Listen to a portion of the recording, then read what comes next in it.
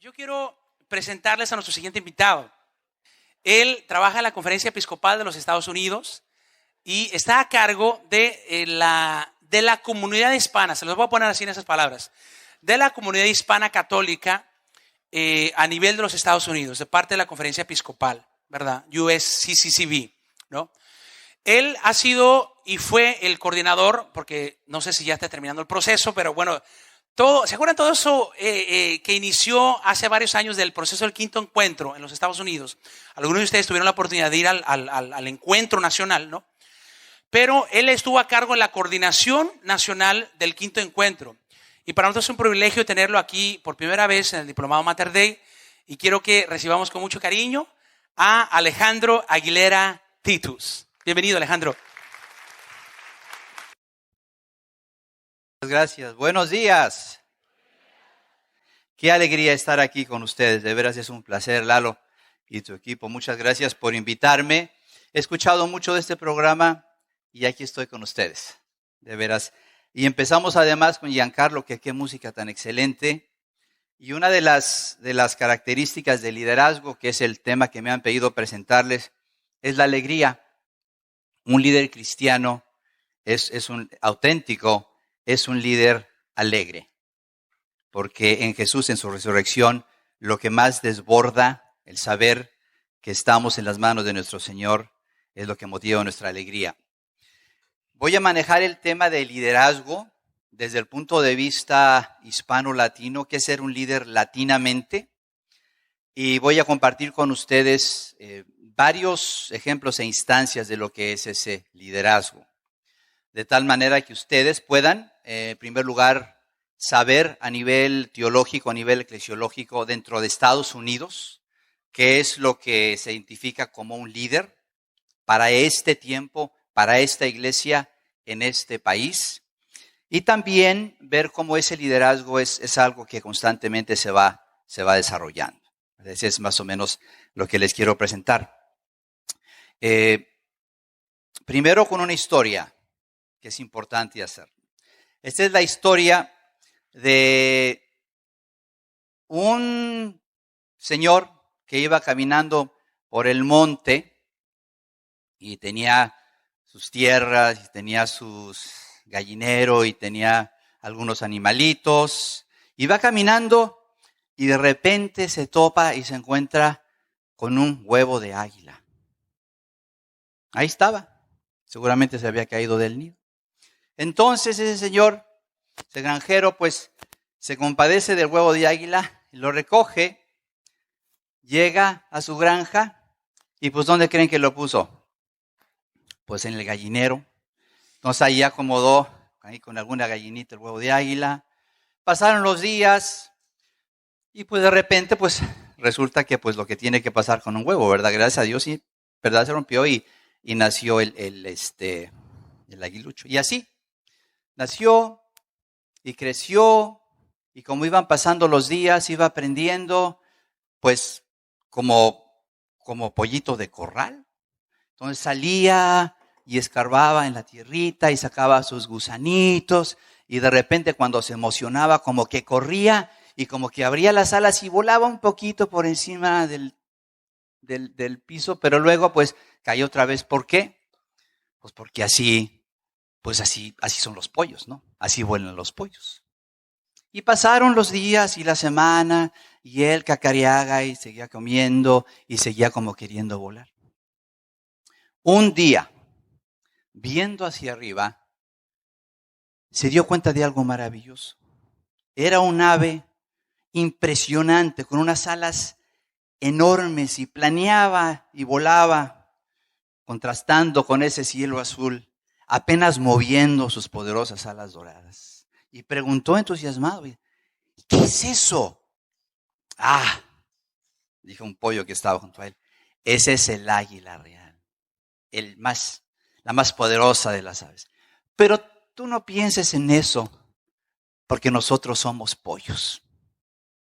Y así, pasando los días y pasando los meses y pasando los años, el aguilucho siguió viviendo como si fuera una gallina de corral.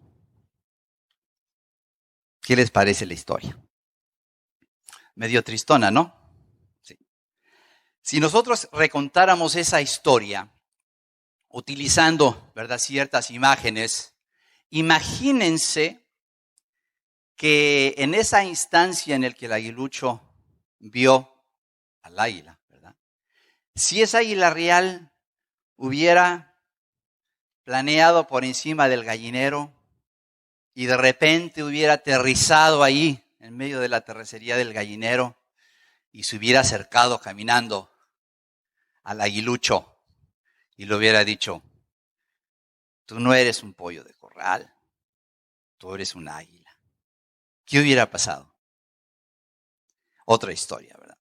De alguna manera se pudiera utilizar esta historia para ilustrar cómo Jesús, ¿verdad?, Dios se hizo hombre para que nosotros nos diéramos cuenta de que no somos gallinas de corral, de que somos águilas y de que somos capaces de hacer mucho más de lo que nosotros quizá pensamos que podíamos hacer.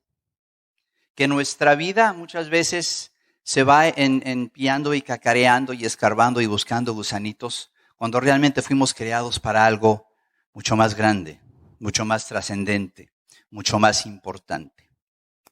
Pues en ese sentido, la historia yo creo que tiene que ver con identidad. ¿Quiénes somos? ¿Quiénes somos? Y en esa identidad es donde nosotros podemos entender y fundamentar quiénes somos como líderes. Si nos pensamos gallinas de corral, pues nuestro liderazgo va a ser de gallina de corral. Si nos pensamos águilas reales, nuestro liderazgo va a ser muy distinto. Y quisiera empezar un poquito siguiendo lo que Giancarlo dijo en algunas de sus canciones, deshaciéndose de todo aquello que tenemos que nos estorba, pero lo que a nosotros nos estorba también. Entonces, tenemos que empezar con una antropología, en donde nosotros respondemos a la pregunta, no nada más, ¿quién dices tú que soy yo? Que es lo que le dice Jesús a sus discípulos, ¿verdad? ¿Quién dice la gente que soy? No dices que eres un profeta, que eres Elías, ¿verdad? Y él les pregunta, ¿y ustedes quién dicen que soy yo? ¿Y qué le dice Pedro? Tú eres el mero, el Señor, el Mesías, ¿verdad?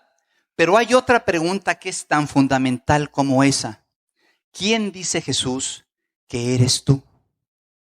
Esta pregunta es una pregunta teológica y una pregunta antropológica. Es decir, ¿cómo entendemos nosotros al ser humano? Y si yo les dijera, si yo te preguntara, ¿quién eres tú? ¿Qué cualidades tienes? ¿Qué dirías? ¿Cómo te definirías? ¿Cómo te ves? ¿Cómo te ves a ti mismo? ¿Cómo te ves a través de los ojos de Jesús? Sobre todo en un mundo donde la gente constantemente nos está empollando. Queremos hablar un poquito de inglés, ¿no?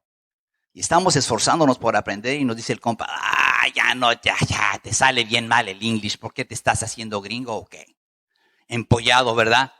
Tú eres pollo, tú no puedes hablar inglés, tú eres pollo. Y tantas instancias en las que nosotros a veces, cuando queremos surgir, cuando queremos proyectar algo más de acuerdo con lo que realmente somos, como que viene alguien y nos trata de apachurrar, ¿no?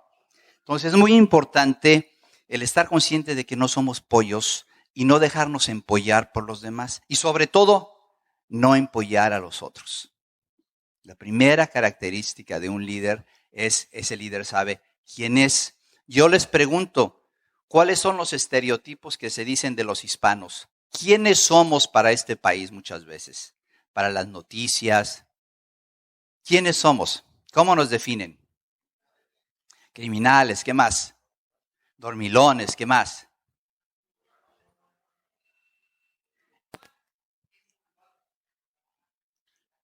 Y pudiéramos aquí echar 15 minutos de tiempo y pudieran salir muchísimos estereotipos sobre otras personas y otras instancias que constantemente nos están tratando de empollar, de diciendo quiénes somos. Y tratan de que nos veamos a través de sus ojos. Eso es fundamental que nosotros lo tengamos en cuenta. Toda esa carga nosotros la tenemos en los hombros y nuestros hijos también. Es lo que se llama la narrativa de la mentira. Aquello que se dice de nosotros como pueblo y como personas, de parte de personas que nos ven como pollos y quieren que sigamos siendo pollos. Eso es muy importante. Este es nuestro contexto sociocultural, económico y político en este país. Y es importante reconocerlo. Todos esos estereotipos que se hablan de nosotros. Pero nosotros sabemos que no somos así, ¿verdad? A pesar de que pues todos fallamos, obviamente. Si yo les preguntara a ustedes, díganme ahora, díganme algunas de las características de Jesús. ¿Cómo es Jesús? Amoroso, ¿qué más? Fiel, ¿qué más? ¿Eh? Valiente, ¿qué más? Amoroso, sanador, justo. Y nosotros pudiéramos también seguir por muchos minutos tratando de nombrar todas las características y cualidades que tiene Jesús de Nazaret, sin darnos cuenta de que esas mismas cualidades y características son las que Jesús ve en nosotros. Nosotros fuimos creados a imagen y semejanza de Dios, con todas las cualidades y capacidades del ser humano, que es un ser que está llamado a compartir, no nada más en el amor de Dios, sino también como compartir en su divinidad y en su santidad. Y nosotros muchas veces nos vemos cortos de eso. Entonces es muy importante que nosotros nos veamos a través de los ojos de Jesús, a través de la narrativa de la redención. Hay 4 cosas que todos hemos sufrido. Todos hemos sido humillados, todos hemos sido amenazados, hemos sido aislados y algunos de nosotros hemos sufrido violencia. Y esas cosas muchas veces nos ayudan a vernos a nosotros mismos como seres heridos y como seres que por esa herida nos sentimos incapaces de amar otra vez, o de perdonar, o de alegrarnos, o de aprender, de superarnos, ¿no es cierto? Todas esas cosas que son tan humanas son redimidas por el Señor. Y nos invita el Señor constantemente a vernos a través de sus ojos. Nosotros somos inteligentes, somos trabajadores, somos amorosos, somos buenos padres, somos capaces. Todas esas cualidades que vemos en Jesús, Jesús las ve en nosotros. Es cuestión de darnos cuenta de que no somos gallinas de corral, somos águilas. Y para eso es muy importante que le recordemos eso a otros y dejar que otros nos recuerden eso también. Hay una frase que me gusta mucho que dice que un amigo es el que conoce tu canción y te la canta cuando a ti se te olvida. Es decir, te conoce, te aprecia, sabe tus cualidades, sabe que eres una buena persona. Y cuando tú estás así sintiéndote deprimido, o estás así como enojado, o las cosas no van bien, te recuerda quién eres. Entonces, es muy importante que nosotros, como líderes, como catequistas sobre todo, estemos siempre en la mejor posición y disposición de suscitar la esperanza en los demás. Y esta es la primera, la primera enseñanza que yo les digo. Un catequista es aquella persona que siempre está dispuesta a suscitar la esperanza en los demás. Que cuando se topan contigo en el salón de clase o en la tienda o en el trabajo, en donde sea, la gente al interactuar contigo se siente un poquito más esperanzada y un poquito más alegre. Ese es el signo inconfundible de que tú estás siendo un testigo del amor de Dios. Entonces, esa es la primera enseñanza a la luz de la historia y de este mensaje. Una segunda enseñanza es que, y esto viene del Directorio Nacional de la Catequesis, que dice, y la formación de Mater Dei, seguramente Lalo está muy consciente de eso, dice que en la formación de los catequistas debe de haber tres elementos muy importantes. Uno es el ser, otro es el saber y el otro es saber hacer. Primero, el ser, que tiene que ver con la identidad. ¿Quién eres tú? ¿Cómo te ves a ti? ¿Cuál es tu relación con Jesús? ¿Cuál es tu relación con los demás? Y en este aspecto, cuando el Santo Padre y los obispos que colaboraron en el desarrollo de este Directorio Nacional de la Catequesis, dicen, ¿qué tipo de amor debe tener el catequista por sus estudiantes? Y dice, no el amor de un maestro o una maestra, el amor de un padre. Y luego dice, aún más, el amor de una madre. Entonces, bien interesante cómo todos estamos llamados a ser profundamente maternales, incluso los hombres. ¿Y a eso qué se refiere? Compasivos, cariñosos, saber escuchar.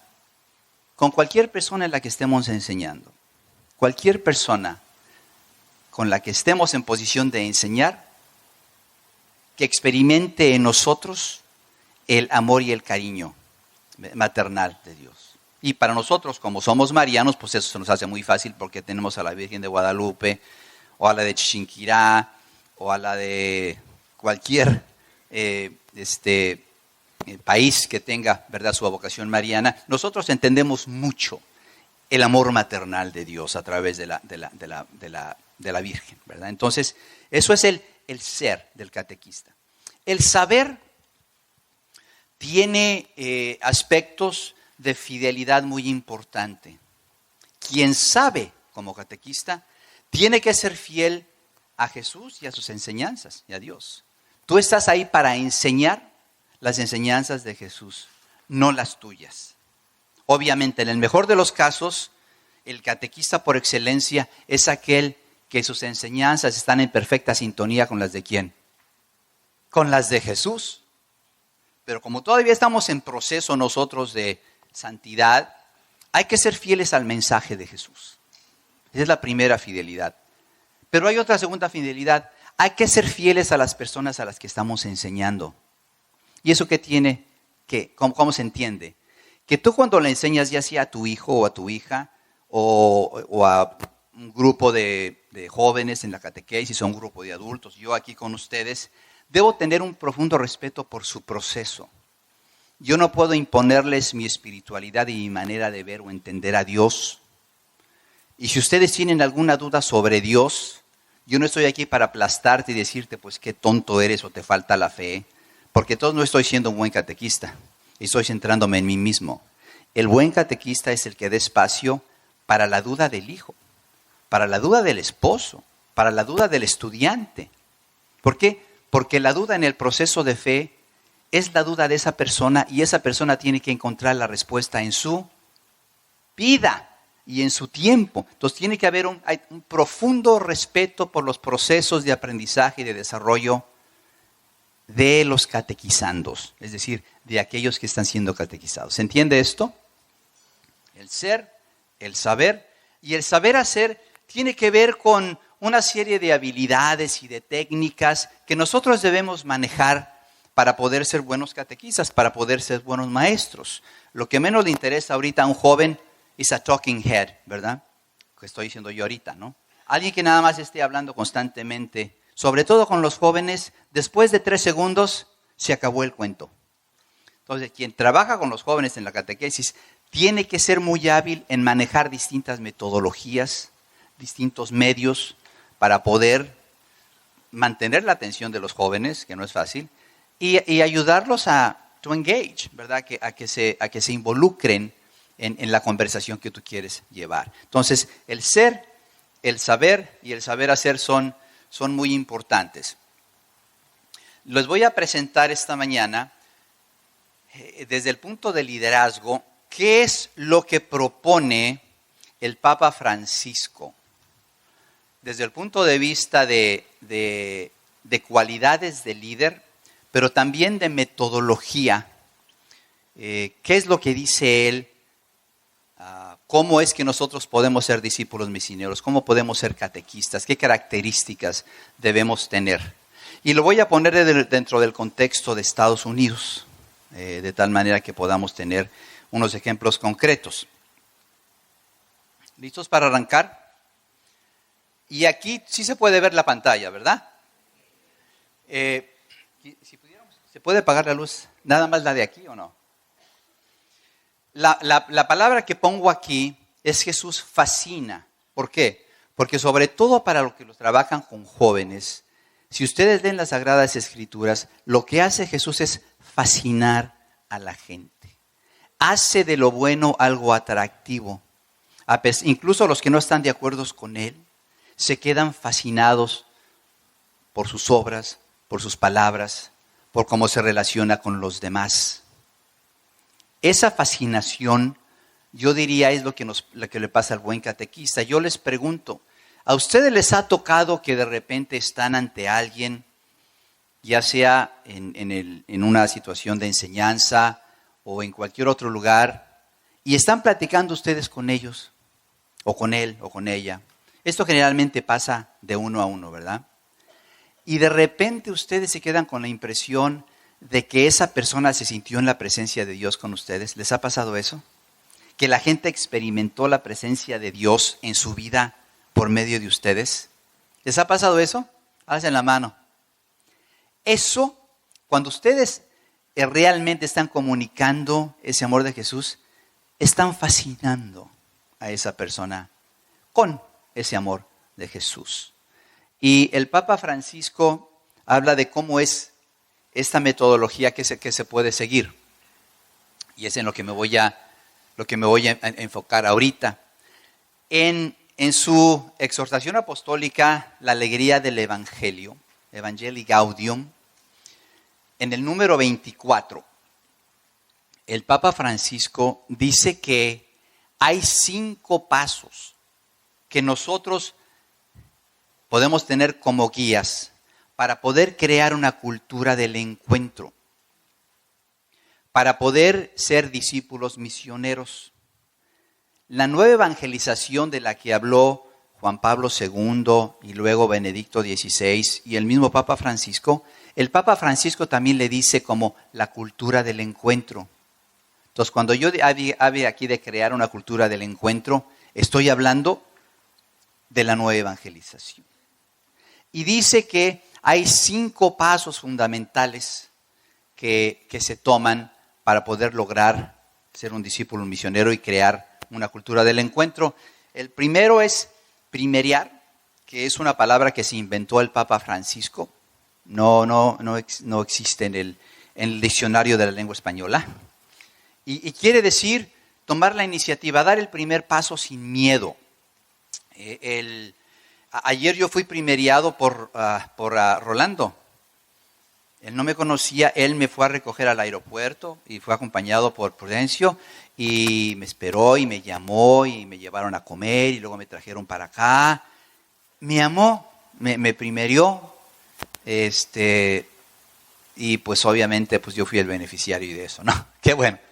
Entonces es una manera muy bonita de tomar ese primer paso de iniciativa de acercamiento, ¿verdad? Claro que ese es un ministerio que él tenía, pero me di cuenta que ayer lo estaba haciendo por primera vez. Así es que, Rolando, ¿dónde estás? Muchas gracias, un aplauso para Rolando, ¿verdad? Y también a Prudencio, que iba con él acompañándolo. ¿Dónde estás, Prudencio? ¿Por allá? Muy bien.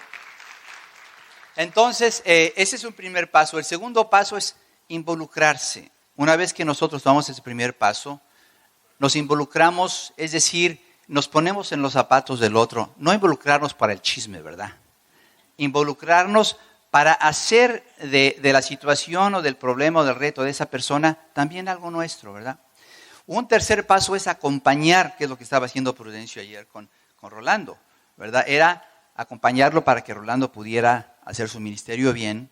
El cuarto es fructificar, porque cuando se dan esos primeros 3 pasos, entonces empiezan a surgir los frutos. Y el último es festejar o celebrar, que nosotros lo hacemos como hispanos a la menor provocación, no nos cuesta trabajo, ¿verdad? Pero también hay que ver cómo se hace a la manera de Jesús. Entonces, estos 5 pasos, que es una metodología, están reflejadas en las Escrituras. Se ven muy fácil en lo que es el pasaje del camino de Emaús. Y es lo que vamos a ver ahorita junto con otros ejemplos, porque ¿de quién es mejor aprender cómo ser discípulos misioneros? Pues de Jesús. Pero en esa metodología también hay un liderazgo, hay ciertas cualidades de liderazgo. Entonces, seguimos aquí. Este liderazgo que estamos haciendo nosotros ahorita se da en un mundo globalizado. Nosotros somos hispanos viviendo en Estados Unidos en el siglo XXI, en el 2020, y es importante entendernos en ese contexto. El tiempo y el espacio se han reducido, nuestras parroquias parecen las Naciones Unidas y estamos en constante interacción con ese mundo globalizado, intercultural. Ese es nuestro contexto. También en ese contexto de Estados Unidos hay 6 familias. Vivimos con afroamericanos, con asiáticos, con europeoamericanos, con latinos, con Native Americans, pero también vivimos con refugiados y vivimos con inmigrantes. A nosotros no nos tienen que venir a contar de refugiados e inmigrantes, ¿verdad? Porque es nuestra realidad muchas veces. Pero ese también es nuestro contexto. No nada más un país, un mundo globalizado, sino que vivimos en el área de Houston, donde hay una gran diversidad humana. Y esa diversidad humana nos toca en la vida y nos influencia. También debemos estar conscientes de que nuestro pueblo hispano es la mayoría emergente dentro de la iglesia. Ahorita nosotros somos aquí somos el 54% de la iglesia católica. En 10, 15, 20 años, ahorita ya los católicos en Estados Unidos menores de 18 años, el 56% son hispanos. Nosotros somos parte de ese pueblo de Dios que es la mayoría emergente del pueblo hispano, del pueblo católico en Estados Unidos. Eso también nos ubica a nosotros en una situación, y es una situación de privilegio, pero también de reto.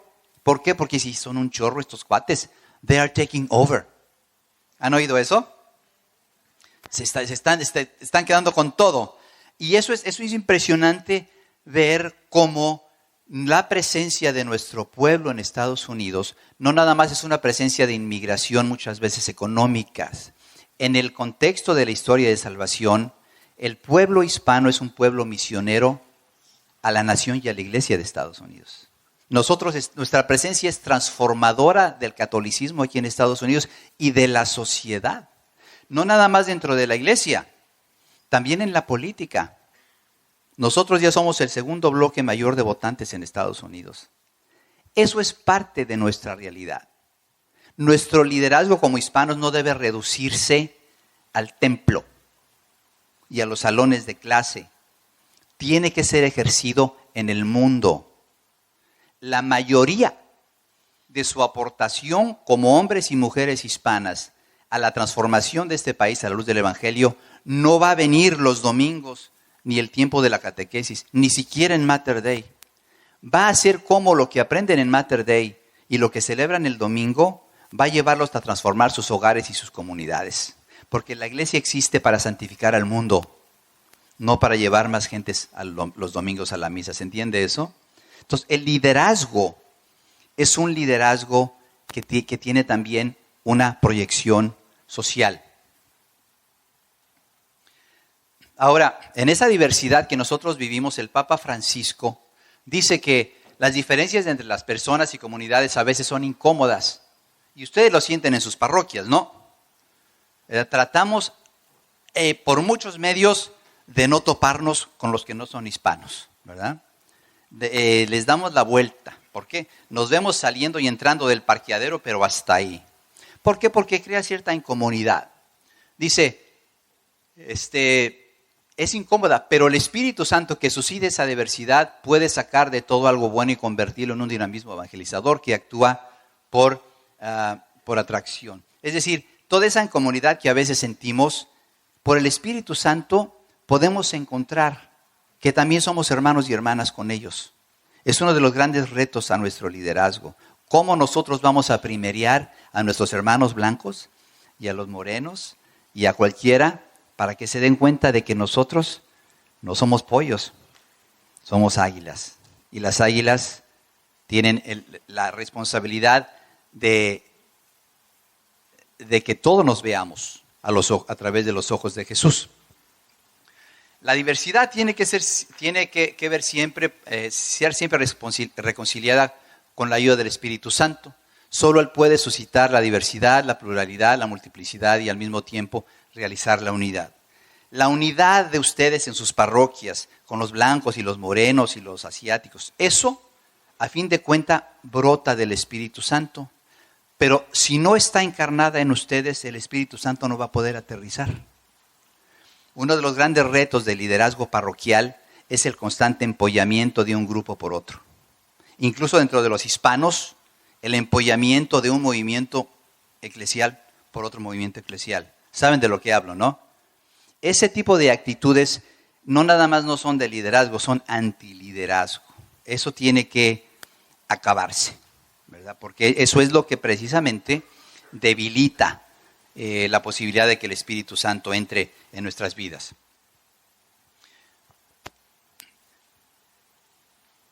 En estudios recientes dicen que en el año 2000 había 22% de las parroquias que eran compartidas. Es decir, donde hay por lo menos misas en 2 idiomas. Yo vengo de una parroquia compartida que tiene misas en inglés, en español, en francés y en el contexto afroamericano.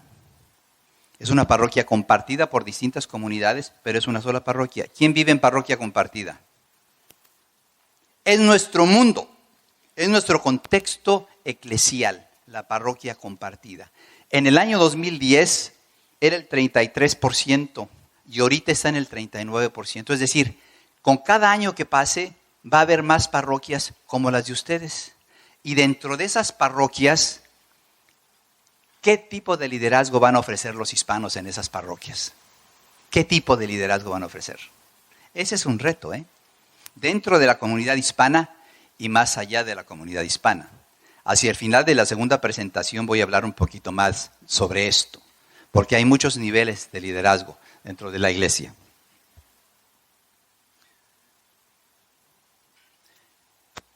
Un aspecto, ya entrando en materia un poquito más concreto, que es fundamental y lo voy a ir enfatizando a través de todo el día, es que ahorita, para ser un líder, un catequista efectivo, en el contexto en el que vivimos, nosotros debemos de tener la capacidad de comunicarnos, relacionarnos y trabajar con gentes de otra cultura. Eso es fundamental. Si no estás haciéndolo ahorita, te va a tocar después. Si no estás haciéndolo ahorita, quizá deberías estar haciéndolo ahorita. La relación con nuestros propios hijos, la relación que yo tengo con mis 3 hijos, me ha llevado a ser intercultural. ¿Por qué? Porque yo nací al sur de la frontera. Yo nací en México, pero mis hijos nacieron aquí. Si yo no soy un papá intercultural, no voy a poder ser un buen papá. ¿Por qué? Porque yo tengo que ayudarles a mis hijos a entender su realidad más amplia. Que yo no puedo esperar que coman frijoles y les guste la comida como si estuviéramos en Chiapas, ¿verdad? Que es de donde es gran parte de mi familia. No estamos en San Cristóbal de las Casas ya, ¿no? O en Torreón, que es el otro lado de la familia, o en la Ciudad de México. Tenemos que entender su contexto aquí. Y tiene que haber un profundo respeto de mí a esa cultura, porque mis hijos me han hecho mexicoamericano a mí. Entonces, la interculturalidad dentro de la familia y también fuera es muy importante. Y esa capacidad cultural, les digo, es la capacidad de comunicarse, de trabajar y relacionarse con gente de otras culturas. Y se maneja la imagen de un banquito de 3 patas, en donde por un lado tiene que ver, y esto discúlpeme que esté en inglés, pero no tuve tiempo de verlo en español. La primer patita del banquito, para que no te vayas a caer como papá o como catequista intercultural, es la actitud. Y una persona interculturalmente capaz es la que tiene una actitud de apertura hacia personas de otras culturas, no juzgar a las personas de otras culturas, el tener curiosidad por la cultura de otras personas, estar abierto a esa realidad, estar interesado, en vez de tenerle miedo a nuestro compadre anglo, ¿verdad? De decirle, oye, querer entender más, oye, ¿por qué hacen ustedes eso? ¿Por qué acomodan las sillas así? Tengo mucho interés. Oye, ¿por qué ustedes sirven este tipo de comida? Está bien rica. Quizá no como la mexicana, pero no les digan, ¿no? Pero ¿de dónde viene? Entonces, a través de la curiosidad, nosotros empezamos a hacer plática y a entablar relaciones, ¿verdad? Con las personas. Entonces, la actitud es lo más importante. Si tu actitud es que tú nada más con los hispanos, y sobre todo si son de Michoacán, y todos los demás, la verdad, no la llegan, pues la actitud que tienes no es una actitud intercultural, es una actitud etnocentrista que te limita como persona y como líder. La otra es el conocimiento. El conocimiento no nada más de la cultura de otros, sino también de tu propia cultura. Porque conocer la propia cultura te lleva a entender mejor la cultura de los demás. Muchos de nuestros hermanos y hermanas blancos sienten que no tienen cultura, ¿verdad? Porque viven, muchas veces la cultura se describe como el agua donde nada el pez. Si tú estás en tu cultura y nunca has salido, pues no te das cuenta que estás en el agua. Pero nosotros, que venimos de otra agua, y de repente nos vemos en el agua de la cultura norteamericana, sabemos lo que es la cultura, ¿verdad? Sin embargo, nosotros estamos llamados a también, no nada más sobrevivir, sino tener una gran oportunidad de crecimiento en estas aguas de acá. Y el otro tiene que ver con skills o con habilidades. El ser bilingüe es fundamental. El ser capaz de analizar y de entender por qué distintas culturas hacen las cosas de distintas maneras es muy bueno. En términos, por ejemplo, de movimientos eclesiales, si tú eres cursillista y nunca te ha interesado ni te interesará ver cómo hace Emaús sus cosas, eso te está limitando. No te está haciendo fuerte, te está debilitando tu capacidad de conocer e interactuar con otras personas y otros líderes. Y eso es una característica que debe quedar atrás. ¿Vamos bien? Ok. Entonces, en el primeriar, para ver nosotros en el pasaje de Emaús, Jesús primerea a esos discípulos que van caminando a Emaús porque da el primer paso. ¿Y cómo da el primer paso? Yendo a donde están ellos. Jesús no se queda triste de que lo abandonaron ni nada. Va a donde están ellos. Y él sabe que están no nada más regresando a Emaús, están huyendo de Jerusalén. Y Jesús los primerea al ir hacia donde están ellos y unirse a ellos en el camino. Aquí, esta es la primera. ¿Qué tiene que ver eso con el liderazgo? Así como yo les describía lo que hizo Rolando ayer conmigo, ustedes como líderes siempre estar dispuestos a dar el primer paso sin miedo. Ser los primeros en saludar. Ser los primeros en preguntar, ser los primeros que quieren ayudar. Eso es una cualidad de un líder cristiano que está fundamentada ¿en qué? En el servicio. Mi mamá nos recordaba, el que no nace para servir, no sirve para vivir. Eso es muy cristiano. Todos servimos para vivir, pero si servimos, pues mejor, ¿no? Entonces aquí en Emaús, Jesús nos dice, tú tienes que ir a donde está la persona que más te necesita. Dentro de este contexto retomamos la frase o lo que significa el prójimo. El prójimo en el contexto de los evangelios no es tu vecino, no es el que está cerca de ti, no es el que está a tu lado. El prójimo, en el sentido teológico, es la persona que más te necesita. Ese es el prójimo. El próximo es la persona que más te necesita en una situación específica. Esto se ve sobre todo definido en los evangelios con el buen samaritano, que no se paró el levita, no se paró el sacerdote, no se paró el fariseo, se paró un samaritano que ni se llevaba con los judíos de Judá y lo ayudó. ¿Por qué? Porque vio que esa persona lo necesitaba. Entonces, el prójimo es aquel que más te necesite.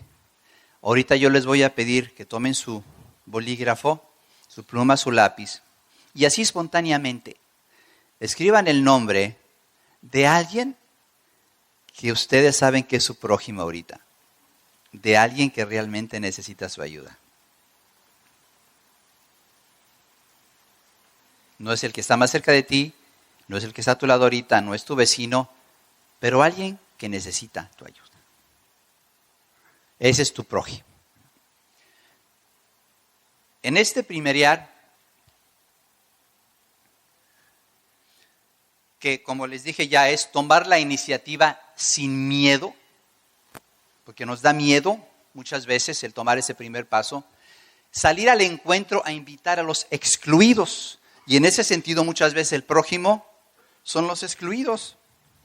Nosotros estuvimos hace un par de meses en la frontera, fuimos a El Paso, fuimos a Hacks, que es un lugar en Nuevo México donde se produce la mayor cantidad de chiles de esos de Nuevo México. Y estábamos hablando pues, con esa comunidad que nos recibió. Fuimos a la frontera y también a Juárez, ¿verdad? Como una delegación de seguimiento. Y en esa comunidad de Hacks llegaron inmigrantes, esos que cuando todavía podían pasar. Y esa comunidad recibió algunos de esos refugiados, no nada más refugiados. Y fue muy conmovedor como un muchacho de 15 años, que le costó mucho trabajo hablar porque desde que abrió la boca empezó a llorar. Que cuando llegaron los refugiados ahí, muchos, y es un muchacho hispano y casi todos que estaban ahí eran hispanos, muchos a su alrededor les dijeron, ni te metas, no sabemos quiénes son esas personas. Te van a robar, te van a perjudicar. Si te ves involucrado con ellos, también otros te van a criticar. Y entre lágrima y entre llanto decía el joven, pero yo no les creí y yo estuve con ellos y mis papás también y les abrimos nuestra casa y estuvieron con nosotros. O sea, no nada más él, sino su familia, no nada más primerió, sino que realmente salió al encuentro de los excluidos y invitó. Ese muchacho y su familia realmente dieron ejemplo de un liderazgo cristiano dentro de esa comunidad. A pesar de que sus hermanos y hermanas que van al mismo templo en la misma hora no quisieron entrarle porque it was complicated, ¿verdad? Un tercer elemento es que brinda misericordia. Siempre el suscitar la esperanza, que les decía yo, que es la fundamental experiencia del catequista, que tiene siempre en la mente, tiene que ver con la misericordia. Misericordia es una palabra que viene del latín, de misericordia, que es sentirte en el corazón del otro. Tu corazón es mi corazón. Hacer de tu corazón el mío. Sentir por ti. Y es una de las fundamentales actitudes del cristianismo. Un líder cristiano está centrado en su misericordia. El Papa Francisco en su lema papal dice, fui escogido por la misericordia de Dios. Es por la misericordia de Dios que nosotros somos capaces de vernos a través de sus ojos. Volvemos a lo mismo. No nos veamos a través de los ojos de los demás. Veámonos a través de los ojos de Jesús y somos capaces de cualquier cosa. Y aquí también estoy manejando imágenes de la Biblia católica de la familia, que después les voy a seguir hablando de esta, pero es una familia que yo soy el editor de esta familia y reuní a un grupo de personas que trabajan en la pastoral familiar para poder elaborar una Biblia que pudieran trabajar, ¿verdad? Y estas imágenes son de ahí. Aquí vemos, por ejemplo, la imagen de tomar la iniciativa, y estas son imágenes del nacimiento y luego del envío. Está en el Evangelio de Lucas. Lucas se le conoce como el Evangelio de la alegría, porque empieza con alegría y termina con alegría. La alegría es una gran manifestación, no nada más es un don del Espíritu, sino que también o fruto del Espíritu, sino que también es característica del líder cristiano. El Papa Francisco lo dice mucho: el líder cristiano tiene que ser un líder alegre. No un líder que siempre esté sonriendo, ¿verdad? Pero un líder que es capaz de sentir y comunicar la alegría.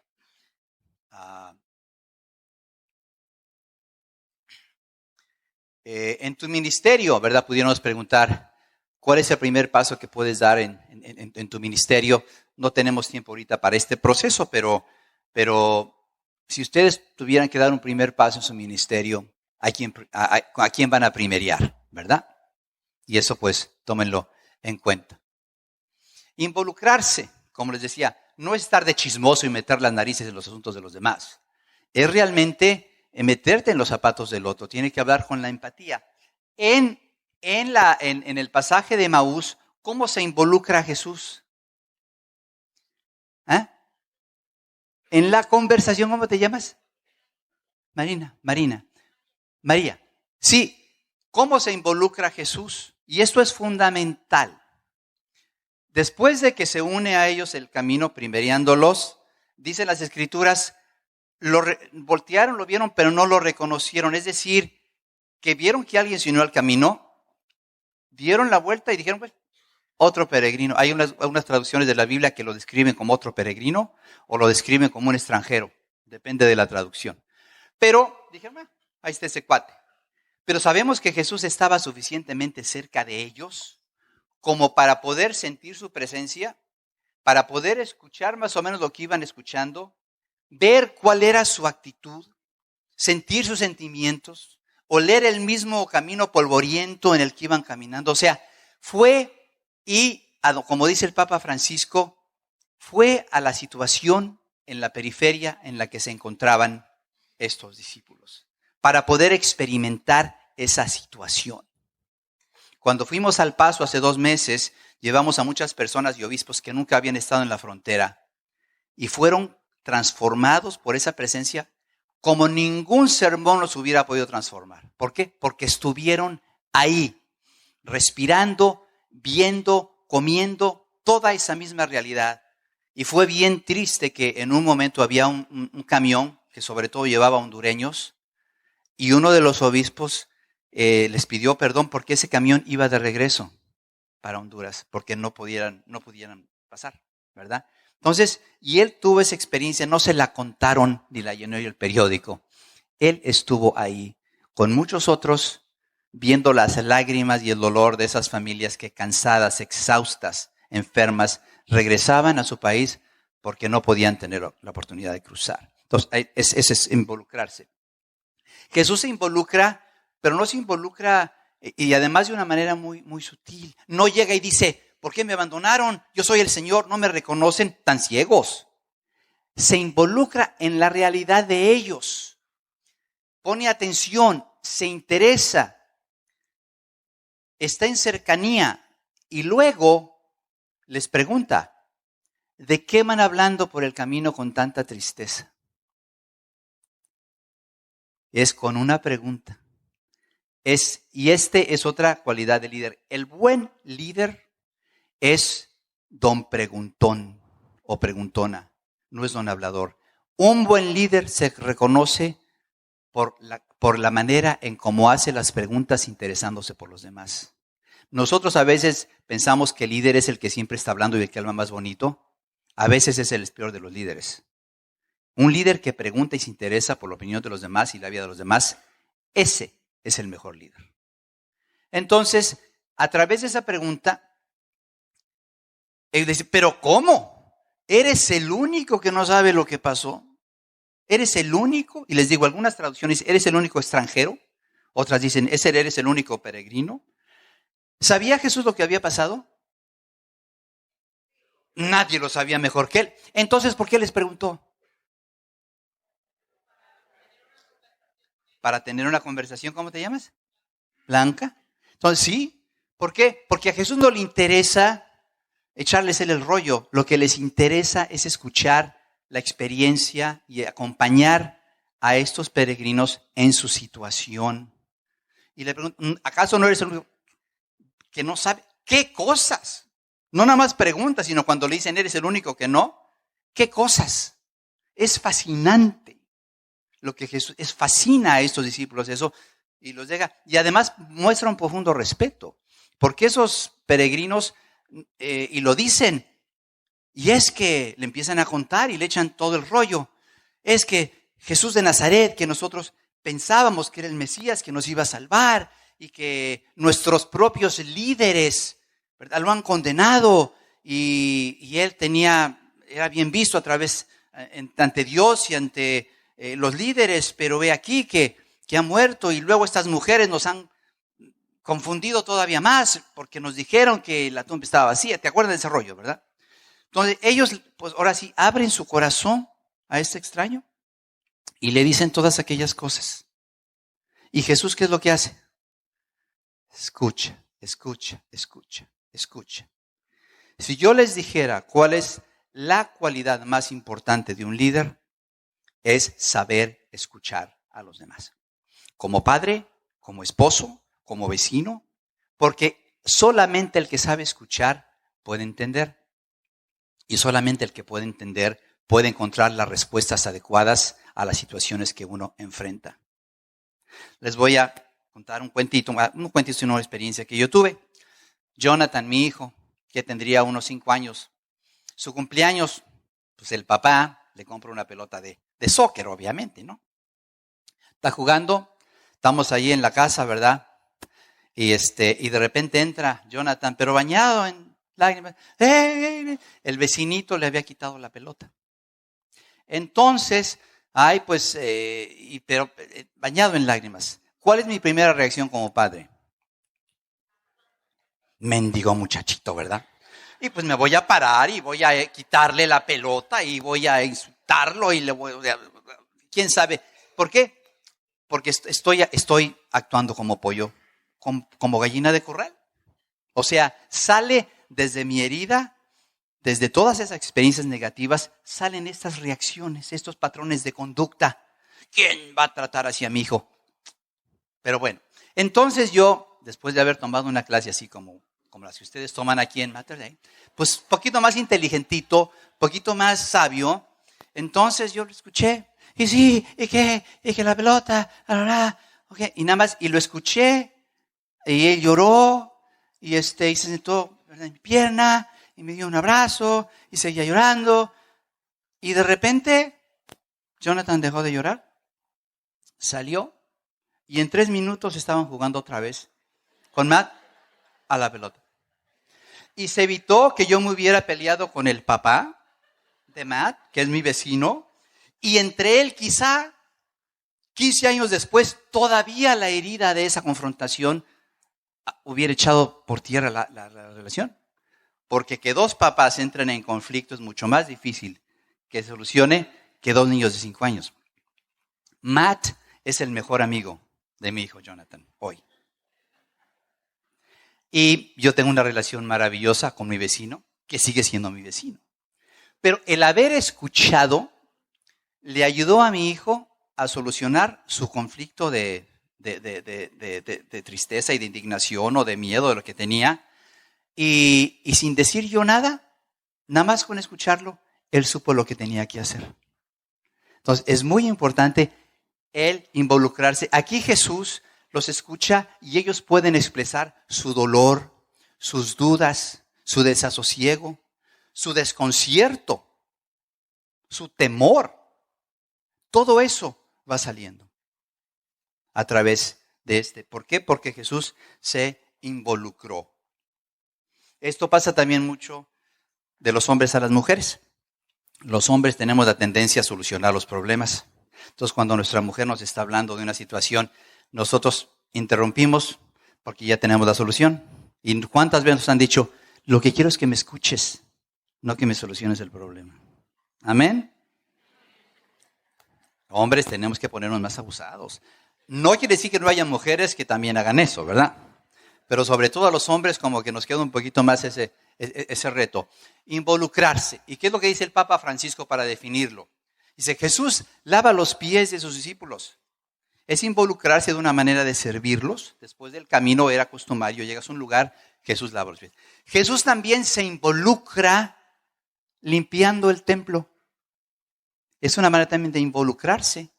Cuando Jesús llega y les tira el teatrito a todos los que estaban vendiendo, ¿y qué dice Jesús? No conviertan la casa de mi padre ¿en qué?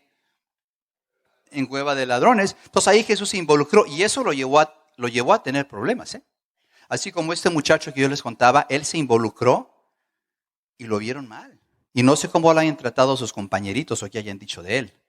Pero él no tuvo miedo. Entonces, dice aquí el Papa Francisco que los evangelizadores, los líderes cristianos, los buenos sacerdotes, son los que tienen olor a oveja. Huelen a sus ovejas. ¿Por qué? Porque caminan con su pueblo. Caminan con su pueblo. No nada más hablan de él. O le hablan a su pueblo, caminan con él. Eso es involucrarse. Las ilustraciones me fascinan, por cierto. Ok, ¿cómo podemos involucrarnos? Acompañar. Acompañar es una palabra que, pues, común y significa muchas cosas. En este contexto, la defino desde el punto de vista teológico.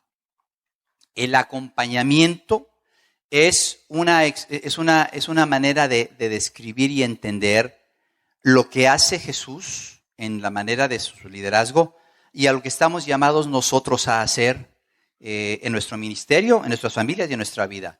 Saber acompañar al otro, caminar a su lado, en su realidad, para dentro de ese contexto poder suscitarle esperanza.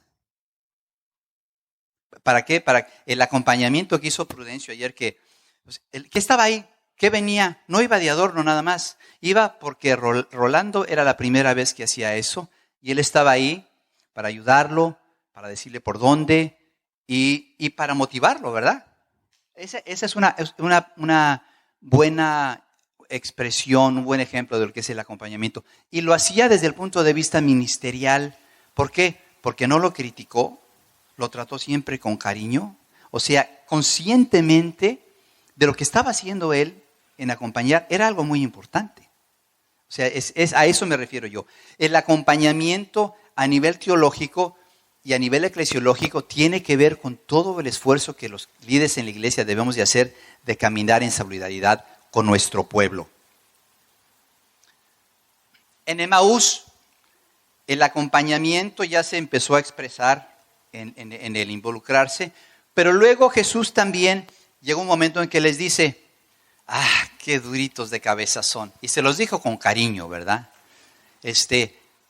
¿Acaso que no sabían ustedes que esto tenía que pasar?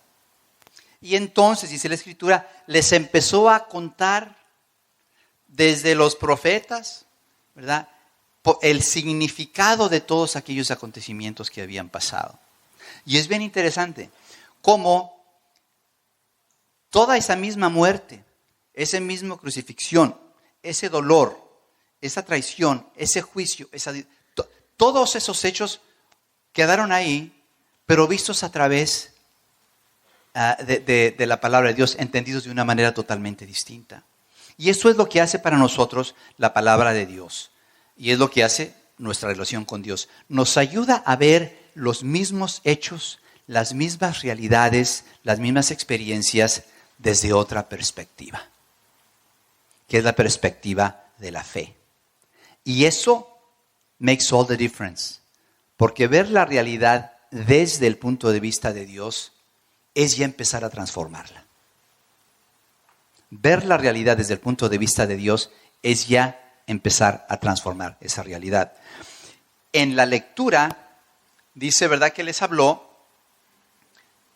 y dice el Papa Francisco que acompañar es saber de las esperas largas y el aguante apostólico. Porque el acompañamiento de nuestros hijos, por ejemplo, el acompañamiento que tenemos nosotros con nuestra esposa, nuestro esposo, dentro de la comunidad parroquial, en nuestro ambiente social, el acompañar muchas veces requiere de un sacrificio fuerte.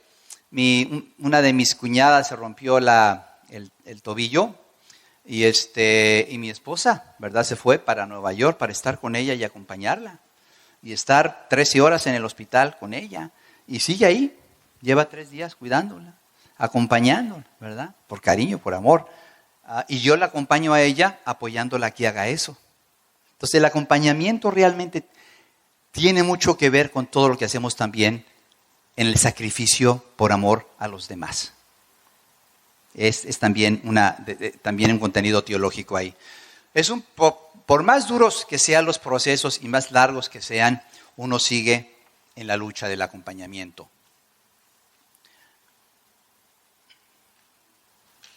¿Vamos bien? Y en ese sentido, para hablar de cualidades de líderes, quien sabe acompañar tiene un profundo sentido de la solidaridad. Y la solidaridad la define Juan Pablo II, quien realmente la elevó como si fuera una de las virtudes cardinales. ¿Ustedes ya hablaron de las virtudes cardinales? ¿Por acá? Está bien. Porque hay 4 virtudes. Hay 3 virtudes teologales. ¿Las conocen? La fe, la esperanza y la caridad. Hay 4 virtudes cardinales. ¿Quién se las sabe? Muy bien, María Guadalupe. A ver, ¿cuáles son? Templanza, fortaleza, justicia y prudencia. Ya les había dado yo aquí con prudencia una pista, ¿verdad? Te la sabes muy bien.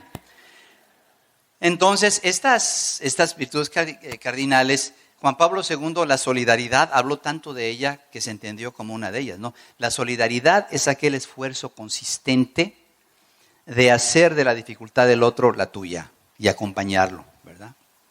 Es un esfuerzo constante. El fructificar es parte que se da de una manera espontánea dentro de lo que son los procesos de conversión cristiana, ¿verdad? Es ya el fruto de los primeros pasos. ¿Cuáles fueron los primeros pasos? ¿Cuál es el primer paso? Todos juntos. El segundo,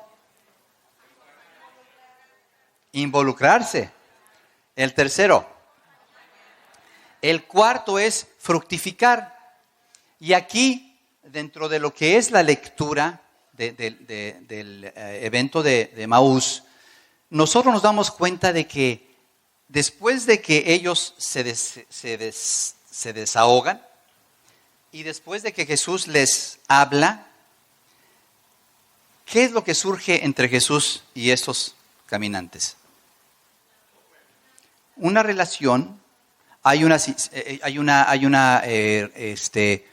sentido de confianza, ¿verdad? De mutuo entendimiento.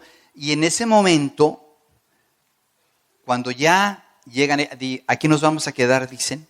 No dice que llegaron a Emaús, pero sí iban a quedar ahí. Entonces, ¿qué hizo Jesús? Como que iba siguiendo de paso. Y te dijeron, no, ya es tarde. Quédate con nosotros, con esa expresión tan bella, ¿no? Quédate con nosotros. ¿Y qué hace Jesús? Se queda. Ahora, fíjense cómo toda esta secuencia es una metodología. Porque si Jesús no hubiera primereado, si no se hubiera involucrado y no hubiera acompañado, ¿lo hubieran invitado a quedarse con él? No. Querían seguir escuchándolo. Ahora, si Jesús hubiera llegado luego, como yo les decía, así, y meterse ahí, decirles y empezar a regañarlos, ¿lo hubieran escuchado? De hecho, ¿y quién eres tú, mano? O sea, ¿qué rollo? ¿No te das cuenta? Vete, sácate de aquí. ¿Por qué? Porque estaba incomodándolos. Pero ¿por qué los escuchó? Ellos estuvieron dispuestos a escuchar al forastero. Todavía no saben que es Jesús. Sin embargo, ya ven en la manera en cómo este forastero les ha hablado y se ha relacionado con él, una persona con la que quieren seguir compartiendo. Ese es uno de los grandes símbolos de una persona que está siendo un buen líder, cuando te dicen, quédate con nosotros. Que es lo opuesto a cuando dicen, ¿cuándo se va a callar ya este tipo? No, ya te vas, bye. ¿Por qué? Porque hay personas que tenemos la tendencia a subirnos en nuestro caballo de hablar y enseñar, y la gente nada más está esperando a que nos callemos. Entonces, esto también tiene que ver, cada aspecto del liderazgo que les ofrezco, que es de luz, también tiene su aspecto del otro lado. Entonces, como aquí realmente ha habido una escucha, quédate con nosotros. Y eso ya es un fruto. Y ahí es donde los quería tener Jesús. Alrededor de una mesa, en un ambiente ya de se sentían seguros, se sentían en confianza. Ahí es donde los quería tener Jesús. Ahora, cuando nosotros hablamos de Emaús, ¿qué es lo que se nos viene luego a la mente? La imagen. ¿Qué es lo primero que se nos viene? ¿Eh? A mí siempre se me veía la fracción del pan, donde lo veían. A mí siempre me llamaba la atención eso. Pero eso no hubiera sido posible si no se dan los otros pasos. Y esto tiene que ver cómo nosotros podemos ser discípulos misioneros. Si no primereamos y nos involucramos y acompañamos, no esperemos que la gente vea el fruto de nuestra propia relación o que reconozca a Jesús en ti o dentro de ellos. Es una metodología. El fructificar, que la palabra sea acogida y manifieste su potencia liberadora y renovadora. Es muy importante en nosotros como catequistas sobre todo, pero incluso como cristianos, ciertamente como líderes cristianos, que nosotros conozcamos las Escrituras profundamente. Es muy difícil ser un catequista, sobre todo hoy en día, si tú no estás enamorado de la palabra de Dios y sabes orar con ella, y sabes leerla y sabes explicarla. Las historias bíblicas, las enseñanzas. Tenemos que realmente animar nuestro propio crecimiento con una lectura y un conocimiento de la Biblia mucho más extenso, mucho más profundo. En esta Biblia de la Iglesia Católica de la Familia hay una serie de metodologías hacia el final, incluyendo la Lectio Divina. Conocen la Lectio Divina, ¿verdad? Pero es muy importante que realmente conozcan ustedes la palabra de Dios y puedan hacer una relación entre la enseñanza de la iglesia y la palabra de Dios.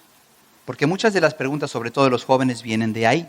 Entonces, es muy importante ser fieles al mensaje de Jesús, conociendo su mensaje primero. Otra cuestión es, la comunidad está atenta a los frutos y no pierde la paz por la cizaña.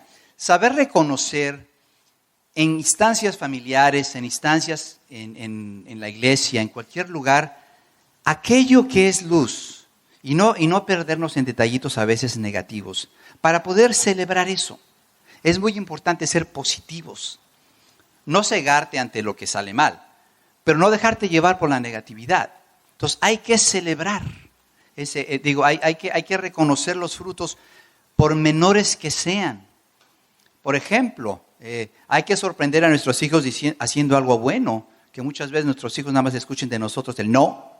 Nada más les hablamos cuando están haciendo algo malo y les tenemos que decir no, pero no les decimos, that's good, está bien, qué bueno. Entonces, o con el marido, o con el vecino, ¿verdad? Hay que ser positivos, hay que estar siempre listos a reconocer y a festejar aquello que es bueno, aquello que está realmente dando fruto, aquello que ustedes reconocen como algo que vale la pena ser afirmado. ¿Se entiende esto?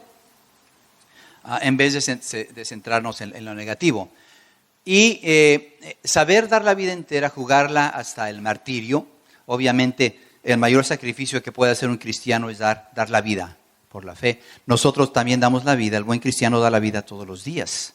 Desde este punto de vista, por ejemplo, en la Eucaristía, que es el sacrificio, ¿verdad? Lo que celebramos es el sacrificio y los misterios de nuestra fe, que es la muerte y la vida, la muerte y la resurrección de Jesús, y anunciamos que vendrá de nuevo.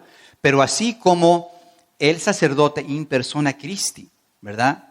No nada más recuerda, sino que de nuevo se lleva a cabo el sacrificio teológicamente. No estamos nada más recordando la muerte de Jesús, la estamos experimentando otra vez. Y saber que nosotros ante el altar también llevamos nuestras ofrendas. Dice el Papa Juan Pablo II en un libro precioso que se llama Christi Fidelis Laici, la vida de los laicos en la misión de la Iglesia. que cuando nosotros estamos en la celebración dominical, pensemos en todo aquello que hemos hecho en la semana y pongámoslos en el altar. Todos aquellos sacrificios que hemos hecho por amor, con nuestras familias, en nuestra comunidad, etcétera. Todo eso se ofrece también como sacrificio en la misa, ¿verdad? Eso tiene que ver con nuestra triple participación de la vida de Jesucristo como, ¿qué? Sacerdote, profeta y rey, ¿verdad? Y es el sacerdote. Esa vocación sacerdotal que nosotros tenemos desde el bautismo es nuestra capacidad de entregarnos por amor todos los días. ¿Se entiende eso? Muy bien. Entonces ya en el fructificar vemos aquí en el mismo Emaús cómo le piden que se quede y luego cuando están alrededor de la mesa, que es en donde con ese fruto de esa relación, de ese acompañamiento, de ese liderazgo ejercido, ya pueden dar ese siguiente paso que es el reconocer a Jesús en la fracción del pan, en el festejar. Y aquí vemos dentro de la misma lectura, vemos la instancia de cuando lo reconocen y se les abren los ojos.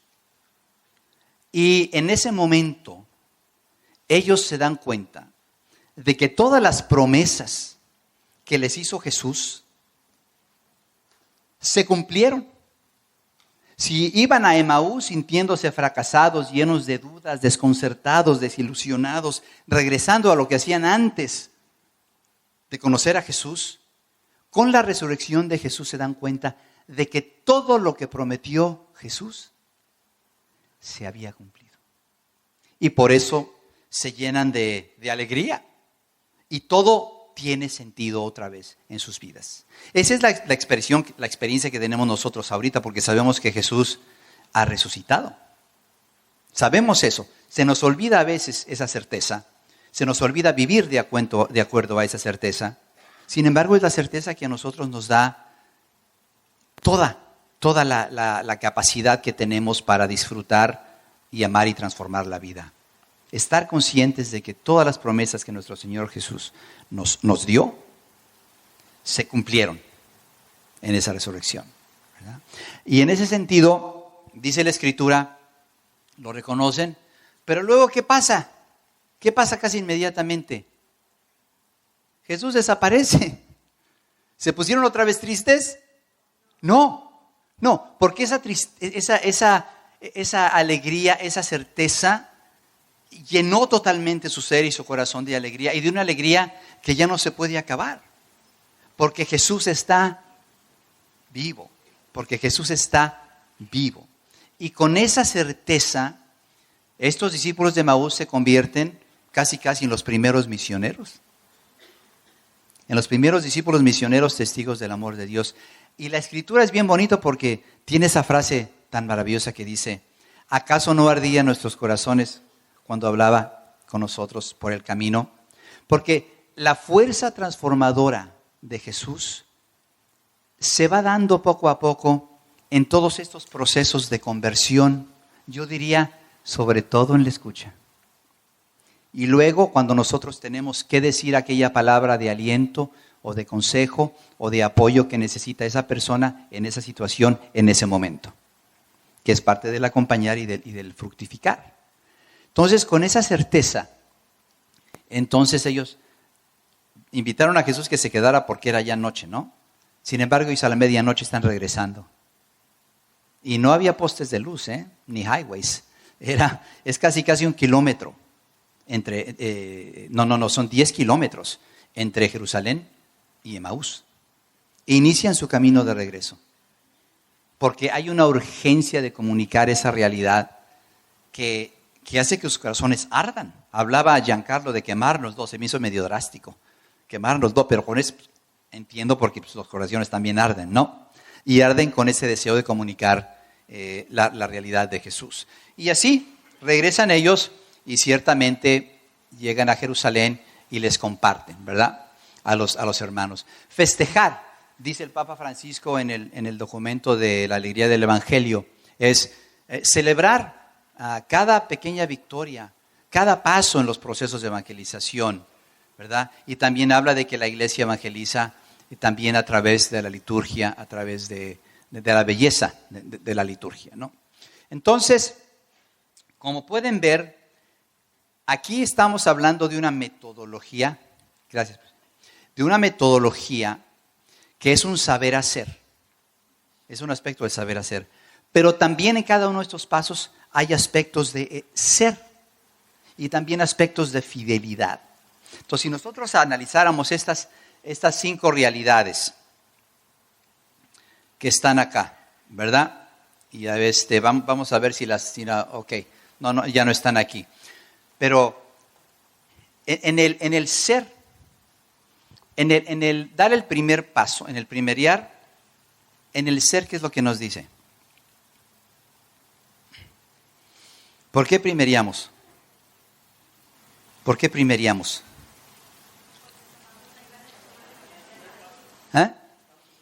¿Pero por qué? ¿Qué es lo que te lleva a ti a dar el primer paso con alguien? La llamada de Jesús a amar a los demás. ¿Lo estás haciendo porque te ves a través de los ojos de Jesús? Y eso te motiva y te impulsa a buscar al otro, a salir al encuentro del otro. ¿Por qué? Por amor. A fin de cuentas, por amor. Y entonces ahí hay ese sentirnos que nosotros somos, no nada más en el grupo de oración o en nuestro ministerio en el templo los domingos, nosotros somos quienes somos en cualquier situación humana impulsados por el amor de Dios y actuamos de acuerdo a ese amor de Dios que nos lleva a primeriar, ¿verdad? En el sentido de involucrarse, ¿qué nos dice del ser? ¿Qué tipo de personas somos cuando nos involucramos?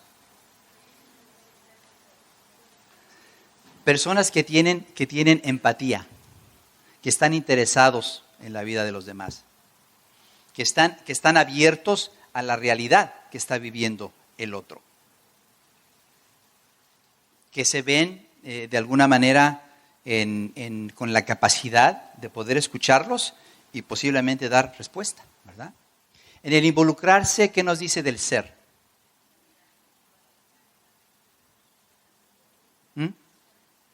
Servicio, pero también que tenemos algo que decir. Los cristianos tenemos algo que decirle al mundo. Y ese mensaje que damos, obviamente, suscita la esperanza. Y además, vernos a nosotros y entender la historia como la entiende Jesús, nos lleva a entender las situaciones desde un punto de vista distinto. Y eso es el cristiano, por su relación con Jesús y por el conocimiento de las promesas de Jesús, nos lleva a entender la vida y los hechos de una manera distinta y a comunicar esa realidad. ¿Se entiende esto? Nosotros debemos de ver la realidad de una manera distinta que fascina a las personas. Oye, es que qué situación tan difícil estás viviendo y cómo puedes tú aguantar. Yo trabajo para la Conferencia Episcopal. Llevo 23 años trabajando ahí.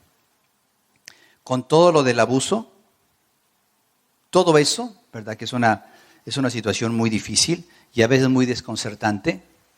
Y a veces a mí me pregunta la gente, oye Alejandro, ¿y cómo tú puedes trabajar ahí cuando hay todas esas realidades? Y obviamente se entiende que pues, son muy pocos los que hacen eso, pero crean todo un ambiente, ¿verdad? ¿Cómo puedes estar ahí y no agüitarte?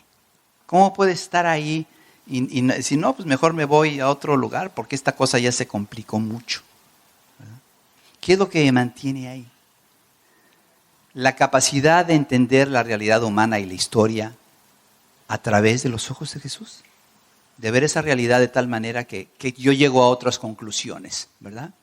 Y lo veo como algo muy positivo, ¿verdad? En términos de, ya nos queda nada más 5 minutitos más. Entonces voy a terminar enfatizando sobre todo 2 aspectos. En el saber. ¿Se acuerdan las 2 fidelidades? ¿Fidelidad a quién? al mensaje de Jesús, que ahorita ya se los platiqué yo, fidelidad a los 5 movimientos de la metodología de Jesús y también fidelidad a las personas con las que están tratando. Eso es fundamental, fundamental. Hay una crisis de transmisión de la fe ahorita. Esta crisis de transmisión de la fe de una generación a la otra está afectando a Estados Unidos desde hace 30 años muy fuerte. Y a Latinoamérica también. Dicen los obispos en Estados Unidos y en Latinoamérica, pareciera que estamos perdiendo la capacidad de comunicar la fe a las generaciones futuras. ¿Les suena familiar? ¿Por qué? Algunos dicen que parte del problema es que hemos tenido un ministerio catequético muy enfocado en los contenidos, pero muy olvidado de las actitudes. De tal manera que la experiencia que tienen los niños o los adultos en una situación catequética, la experiencia del catequista es una experiencia negativa, independientemente de lo mucho que sepa el catequista, o el que es encargado del grupo de líder de oración, o del coordinador de la pastoral hispana. Entonces, en ese sentido, hay que tener un profundo respeto por los procesos de las personas. Yo diría que eso es fundamental, que a nosotros se nos reconozca que somos líderes cristianos por la manera en cómo tratamos a los demás. Y en términos de las metodologías, enfatizar de nuevo que nosotros, cuando nos relacionamos, sobre todo en el contexto catequético, pero también en la vida cotidiana, es muy importante que centremos mucha de nuestra atención en el escucha y que nos convenzcamos que el escuchar quizá es la habilidad más importante de un líder. Cuando se realizó el proceso del 5º encuentro, en donde participaron más de 500,000 de personas que salieron como discípulos misioneros, esta metodología se aplicó, fue la que adoptamos, y esta metodología se enseñó a más de 30,000 discípulos misioneros por todo el país. Y cuando les preguntamos si este proceso del 5º encuentro, esta metodología les había ayudado, el 93% de los miles de líderes que participaron dijeron que les había ayudado muchísimo. Y luego, cuando preguntamos, ¿y qué fue lo que más te ayudó a ti como líder en esta experiencia de ser discípulo misionero? Y la gran mayoría dijo, aprendí a escuchar. Lo más importante, mi experiencia más positiva y rica como mi discípulo misionero fue que yo aprendí a escuchar. Esa metodología fue tan exitosa que los obispos nos pidieron hacer un libro basado en esta metodología que pudiera ser utilizado por cualquier grupo en la iglesia.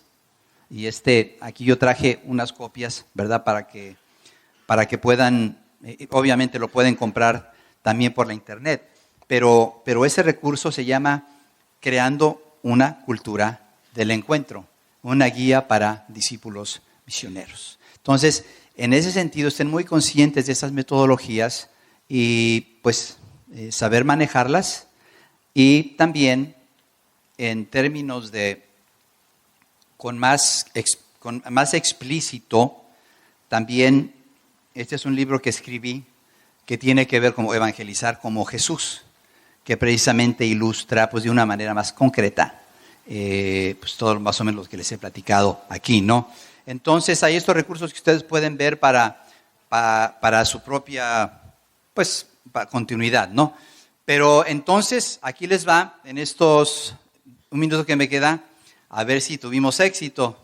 Todos pero juntos, ¿eh? ¿Cuál es el primer paso? El segundo, el tercero, el cuarto, el quinto. Ok. Es importante ser. ¿Y cuál es quizá la misión más importante de un catequista? La más importante actividad es escuchar. La misión más importante, ¿cuál es? suscitar la esperanza. Suscitar la esperanza. Bueno, gracias y nos vemos para la segunda ronda. Muchas gracias, Alejandro. Vamos a darte un fuerte aplauso.